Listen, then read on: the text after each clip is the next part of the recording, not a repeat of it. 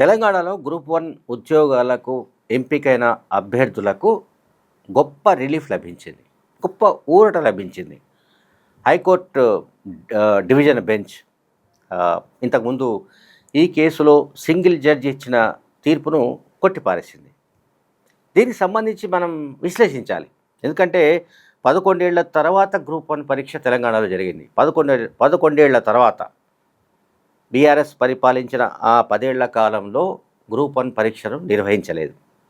ముఖ్యమంత్రి రేవంత్ రెడ్డి వచ్చి రాగానే ఎట్టి పరిస్థితుల్లో గ్రూప్ 1 పరీక్ష నిర్వహించాలని ఆయన పట్టుదలతో పనిచేశారు.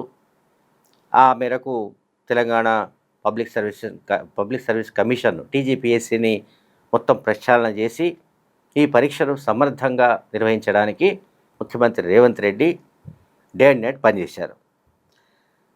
దీంతో ఈ గ్రూప్ 1 పరీక్ష ద్వారా ఆల్మోస్ట్ 543 మంది సెలెక్ట్ అయ్యారు. సెలెక్ట్ అయిన వాళ్లకు ఉద్యోగ నియామక పత్రాలను కూడా ప్రభుత్వం ఇచ్చింది. ముఖ్యమంత్రి రేవంత్ రెడ్డి చేతుల మీదుగా గ్రూప్ 1 ఉద్యోగాలకు ఎంపికైన వాళ్ళందరికీ కూడా నియామక పత్రాలు కూడా ఇచ్చారు. అయినా కోర్టుల్లో కేసులు నడుస్తున్నాయి. ఇది సరిగ్గా జరగలేదనో, అక్రమాలు జరిగాయనో, ఇంకేదో రకరకాల కారణాలతో రాజకీయ శక్తులు, కాంగ్రెస్ వ్యతిరేక రాజకీయ శక్తులు అండ్ ముఖ్యమంత్రి రేవంత్ రెడ్డిని అప్రతిష్ట పాలు చేయడానికి కాచుకొని కూర్చున్న మరికొన్ని శక్తులు, రాజకీయ నాయకులు వీళ్ళందరూ కుమ్మక్కై కొంతమంది నిరుద్యోగులను చేరదీసి వాళ్ళ ద్వారా రకరకాల కేసులు వేయించారు. ఇందులో అంటే దీనికి సంబంధించి కొన్ని డీటెయిల్స్ మాట్లాడాలి. ఇందులో మొత్తం ఎంతమంది అటెండ్ అయ్యారంటే మెయిన్స్ రాసిన వాళ్ళు, గ్రూప్ 1 సంబంధించిన మెయిన్స్ రాసిన వాళ్ళు 21,093 మంది. ఇందులో 563 మంది మాత్రమే గ్రూప్ 1 అధికారులుగా నియమించారు. సో ఈ విషయం తెలిసి మిగతా వాళ్ళు రాని వాళ్ళు ఎంతమంది దీంట్లో ఇప్పుడు మెయిన్స్ రాసిన విఫలమైన వాళ్ళు, ఉద్యోగాలకు ఎంపిక కాని వాళ్ళు, సక్సెస్ కాని వాళ్ళు 21,533 మంది.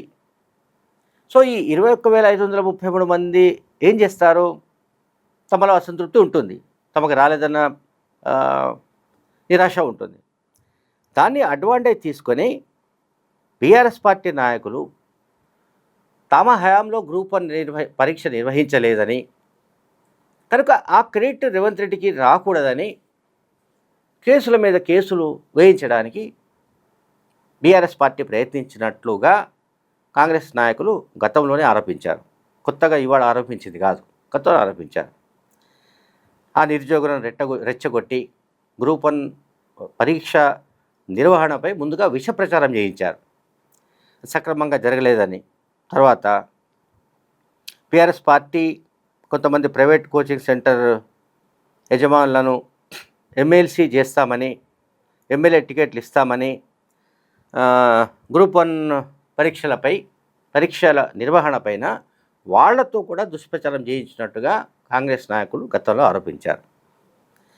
హైకోర్టు ఏకసభ్య అంటే సింగిల్ జడ్జ్ గతంలో ఆయన ఏం చెప్పారంటే, మూల్యాంకనంలో తెలుగు మాధ్యమం అట్లాగే ఇంగ్లీష్ మీడియం అభ్యర్థుల మధ్య మార్కుల వ్యత్యాసం ఉంది కనుక పిటిషనర్ల వాదనలతో సింగిల్ జడ్జి ఏకీభవించాడు. అట్లాగే TGPSC Telangana public service commission పెట్టిన అభ్యంతరాలను కూడా సింగిల్ జడ్జి తోసిపుచ్చారు. పునర్మూల్యాంకనం చేయాలని, అంటే మళ్ళీ ప్రశ్నపత్రాలను దిద్దాలని, మెయిన్స్కి సంబంధించి దిద్దాలని, లేకపోతే మెయిన్స్ పరీక్షలు మొత్తంగా రద్దు చేసి తిరిగి మళ్ళీ నిర్వహించాలని తీర్పునిచ్చింది. ఈ తీర్పు తెలంగాణ పబ్లిక్ సర్వీస్ కమిషన్కు, ముఖ్యమంత్రి రేవంత్ రెడ్డికి కూడా ఒక ఛాలెంజ్ వంటిది. దీంతో Telangana public service commission high court ధర్మాసనానికి వెళ్ళింది.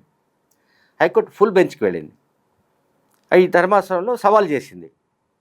అలాగే గ్రూప్ 1 విజేతలుగా ఎవరైతే ఎంపికయ్యారో, గ్రూప్ 1 పరీక్ష ద్వారా ఎంపికైన వాళ్ళు అంటే గ్రూప్ 1 అధికారులు, ఇప్పుడు వాళ్ళు కూడా ఇందులో ఇంప్లీడ్ అయ్యారు ఈ కేసులో.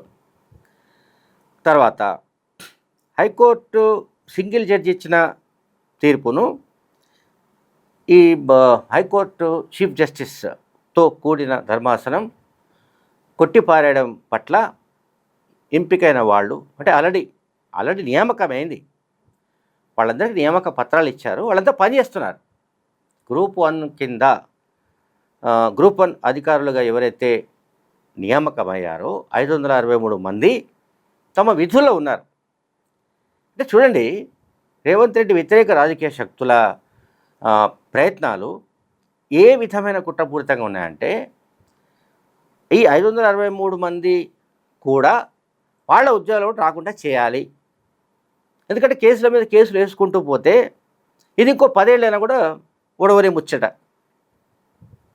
అంటే పునర్మూల్యాంకనం చేయాలనో మళ్ళీ ఇంకేదో చేయాలనో కనుక మొదలు పెడితే ఇది ఇక్కడితో ఆగేది కాదు అని ప్రభుత్వం భావించింది.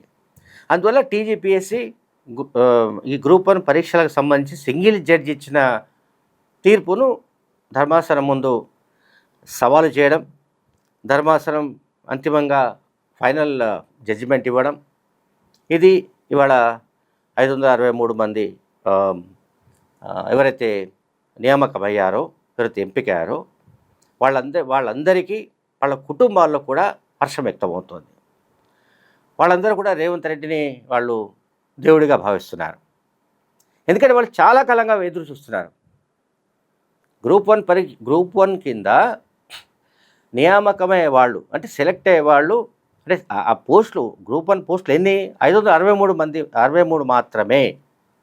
ఈ 563 పోస్టులను 10 ఏళ్ల పాటు గ్రూప్ 1 పరీక్ష పెట్టి భర్తీ చేయకపోగా కాంగ్రెస్ ప్రభుత్వం వచ్చి వీటిని భర్తీ చేయడానికి ప్రయత్నిస్తే దానిపైన రకరకాల విమర్శలు చేసి, ఆరోపణలు గుప్పించి, హైకోర్టులో కేసులు వేసి వీటిని ఎట్లాగైనా నిలిపివేయాలి. చూడండి, గ్రూప్ 1 పరీక్ష పూర్తయింది, 563 మంది సెలెక్ట్ అయ్యారు, వాళ్ళకు నియామక పత్రాలు ఇచ్చారు, వాళ్ళతో విధుల్లో చేరారు.